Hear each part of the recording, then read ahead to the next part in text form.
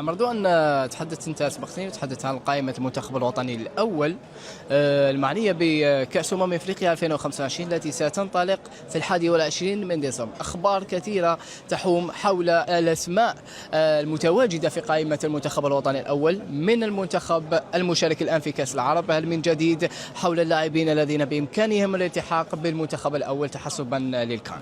نعم، مجيد بوقرة في هذه الندوة الصحفية لم يكشف الأمر شيء الكثير، وقال بأنني سأنتظر معكم التعداد أو القائمة التي سيتم الإعلان عنها يوم السبت. الناخب الوطني فلاديمير بيتكوفيتش فضل أن يؤجل الإعلان عن القائمة حتى يلعب المنتخب الوطني لقاءه أمام المنتخب الإماراتي، رغم أن القائمة سلمت أمس قبل منتصف الليل إلى الكاف، لأن القانون يمنعك أنك تتجاوز منتصف ليل نهار أمس أو ليلة أمس.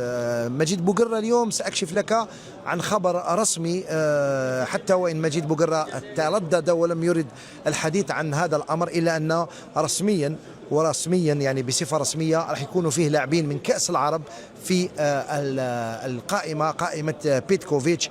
ممكن يكون فيه 2 لاعبين إلى 3 لاعبين يلعبوا هنا في الكأس العربية. المشكلة الآن أنه بعض العناصر التي برزت في هذه الكأس العربية غير متواجدة في القائمة الموسعة الأولى، على غرار ربما فيكتور لكحل عبادة أيضا لبرزوا في هذه منافسة كأس العرب. آخر المعلومات تفيد أنه طوغاي بنسبة كبيرة سيكون حاضر، حتى مجيد بوقرة قال نريد أن نحضره للمنتخب الأول.